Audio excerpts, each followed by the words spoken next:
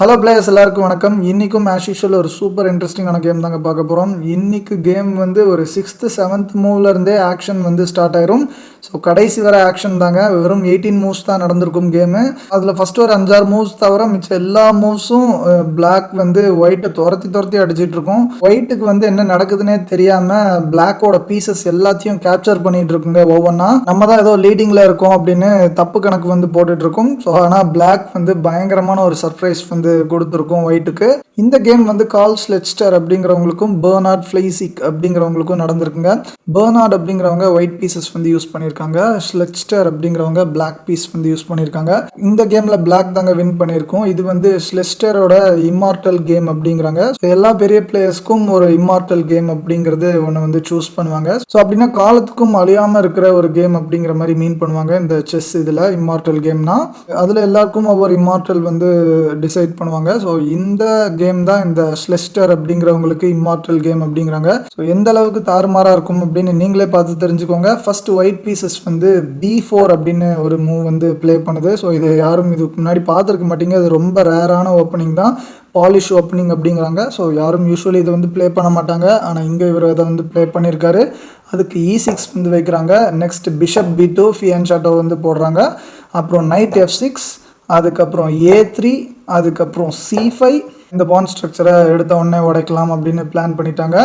அதுக்கு அவர் B5 வந்து move பண்ணுறாங்க. ஸோ நான் பிரேக் பண்ண விட மாட்டேன், இன்னும் முன்னாடி போகிறேன் பாரு அப்படிங்கிற மாதிரி போகிறாங்க இன்னும் முன்னாடி. அதுக்கு D5. இப்போ பிளாக் வந்து சென்டரை ஓரளவுக்கு டீசெண்டாக பிடிச்சிருச்சுங்க. ஸோ நெக்ஸ்ட் ஒயிட் வந்து D4 வந்து ப்ளே பண்ணுறாங்க, அந்த சென்டரை பிரேக் பண்ணும் அப்படின்னு. அதுக்கு உடனே குயின் A5 செக் வந்து வைக்கிறாங்க. இங்கே கிங்குக்கு வந்து செக் இருக்குது. ஸோ இதை வந்து ரெண்டு இதாக ரெஸ்பாண்ட் பண்ணலாங்க. ஸோ இதை வச்சு பிளாக் பண்ணலாம், இல்லை நைட்டை வச்சு பிளாக் பண்ணலாம்.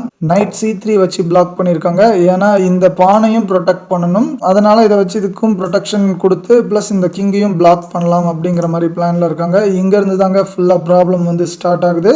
உடனே பிளாக் நைட் E4 வந்து ப்ளே பண்ணுதுங்க. ஸோ இந்த நைட் மேலே திருப்பி ப்ரெஷர் பண்ணுது. ஏன்னா இதை மூவ் பண்ண முடியாது, பின்னாடி கிங் வந்து இருக்கு. இங்கே 2 அட்டாக் வந்து நடந்துட்டு இருக்குங்க. ஆனால் ஒரே ஒரு ப்ரொடெக்ஷன் தான் இருக்கு. ஸோ இப்போ நம்ம குயினையும் உள்ள கேமுக்கு கொண்டு வந்து இவனுக்கு வந்து நம்ம ப்ரொடெக்ஷன் கொண்டு வரணும். ஸோ குயின் D3 வந்து ப்ளே பண்ணுறாங்க.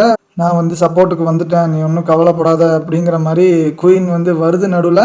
ஆனால் C கிராஸ் D4 அப்புறம் இப்போ ஒன்றும் பெரிய ப்ராப்ளம் இல்லை. நம்மளும் குயின் கிராஸ் D4 வந்து பண்ணிட்டா இன்னும் இது வந்து சப்போர்ட் பண்ணிட்டு தான் இருக்கும், அதனால நம்ம தப்பிச்சிடலாம் அப்படின்னு நினைப்பாங்க.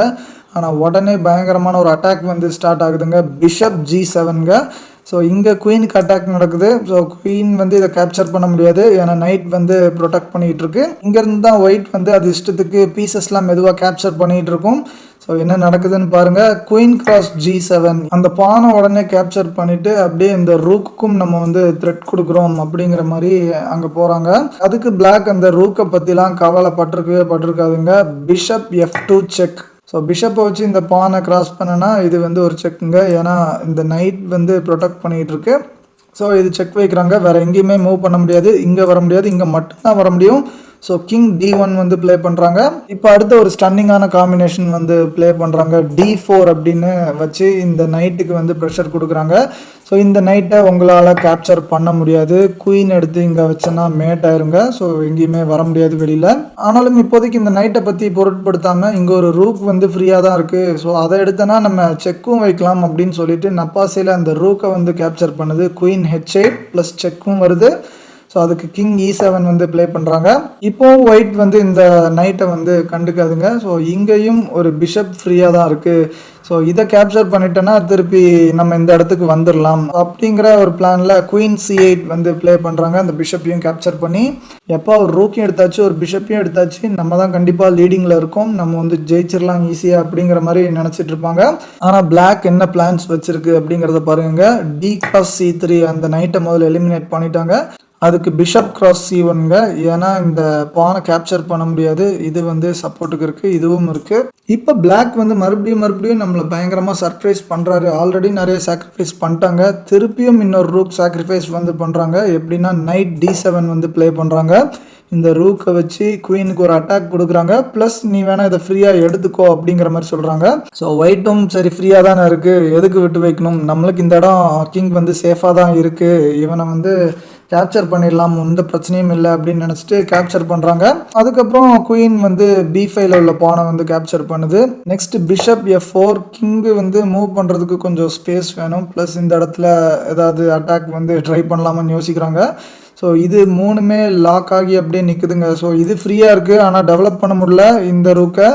ஆனால் ரைட் சைடில் உள்ள 3 பீசஸும் இன்னும் டெவலப்பே ஆகலை. ஆனால் பிளாக் எல்லா பீசஸையும் சாக்ரிஃபைஸ் பண்ணிகிட்டே இருந்தாலும் இருக்கிற பீஸ்லாம் பயங்கர ஆக்டிவாக கிங்கை வந்து அட்டாக் பண்ணிகிட்டே இருக்குது. இப்போ இருந்து தாங்க வின்னிங் காம்பினேஷன் வந்து ஸ்டார்ட் ஆகுது. குயின் D5 செக் வந்து ப்ளே பண்ணுறாங்க. ஸோ இப்போ வேறு எங்கேயுமே போக முடியாதுங்க, இங்கேயும் போக முடியாது. ஸோ லெஃப்ட் சைட் மட்டும்தான் வரணும். கிங் C1 வந்து ப்ளே பண்ணுறாங்க. இப்போ பிளாக் குயினுக்கு ஒரே ஒரு டாஸ்க் தாங்க இருக்குது. ஸோ கிங் உடனே இந்த வழியாக எஸ்கேப் ஆக முடியாது. இங்கே போகணுன்னா இங்கே வந்து தான் இங்கே போகணும், இங்கே டைரெக்டாக இந்த இடத்துக்கு வர முடியாது, ஏன்னா இந்த பான் வந்து இருக்குது. இப்போ குயின் வந்து இந்த இடத்துக்கு வரணுங்க. இந்த D2 ஸ்கொயருக்கு வந்து வந்தனா ஈஸியாக வின் பண்ணிடும். அது எப்படின்னு கடைசியாக பார்க்கலாம். ஆனால் இந்த இடத்துக்கு வர்றதுக்கு தடையாக இருக்கிற ஒரே ஒரு பீஸ் வந்து இந்த பிஷப் தாங்க. ஸோ இந்த பிஷப் வந்து அந்த ஸ்கொயரை ப்ரொடெக்ட் பண்ணிட்டு இருக்கான். ஸோ இந்த பிஷப்பை எப்படி நம்ம இந்த டயக்னல்ல இருந்து டைவர்ட் பண்ணலாம் அப்படிங்கிற மாதிரி நினைக்கிறாங்க. ஸோ அதுக்கு சூப்பரான ஒரு பிளான் வந்து போட்டிருப்பாங்க. ஸோ அதனால தான் இந்த கேமையை நான் சூஸ் பண்ணேன். ரொம்ப பிரில்லியண்டான மூவ் வந்து ப்ளே பண்ணியிருப்பாங்க. பிஷப் E3 வந்து ப்ளே பண்ணுறாங்க.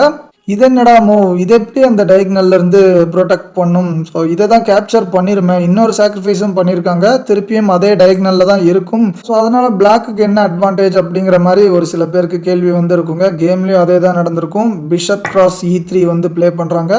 ஸோ ஏகப்பட்ட பீசஸ் வந்து சாக்ரிஃபைஸ் பண்ணிட்டாங்க. திருப்பியும் இன்னும் பிஷப் வந்து அதே டயக்னலையும் ப்ரொடெக்ட் பண்ணிட்டு இருக்கு. ஆனால் அதுக்கப்புறம் என்ன நடக்குதுன்னா நைட் F2 வந்து ப்ளே பண்ணுறாங்க. என்னடா ஒன்றுமே புரியலை, திருப்பியும் எதுக்கு இன்னொரு சாக்ரிஃபைஸ் பண்ணுறாங்க அப்படிங்கிற மாதிரி நினைப்பீங்க. ஸோ இதை வந்து கேப்சர் பண்ணியே தாங்க ஆகணும். ஸோ கேப்சர் பண்ணலன்னா குயின் வந்து இங்கே வந்துட்டா மேட் ஆயிரும்.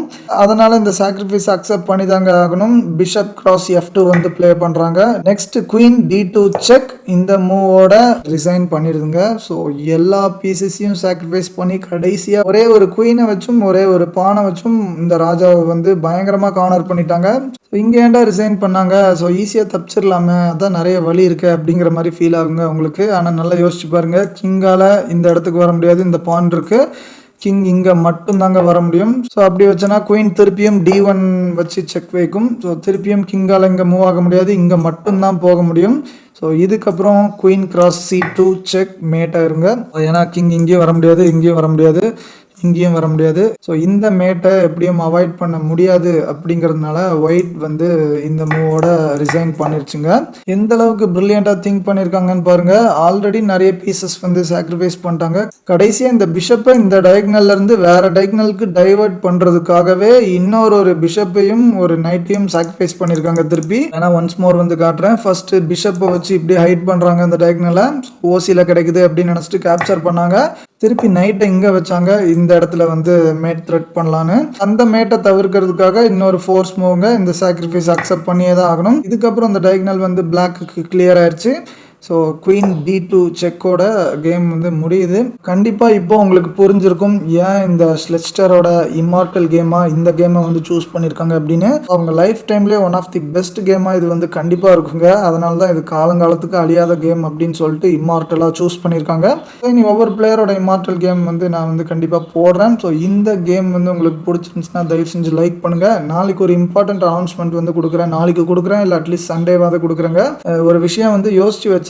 ஸோ அது நம்ம சப்ஸ்கிரைபர்ஸ் கிட்டலாம் முதல்ல ஷேர் பண்ணணும் அப்படின்னு நினைக்கிறேன்.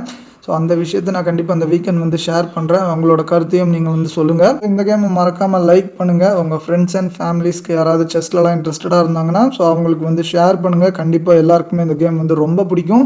ஸோ இன்னொரு போர்க்களத்தில் சந்திப்போம். நன்றி.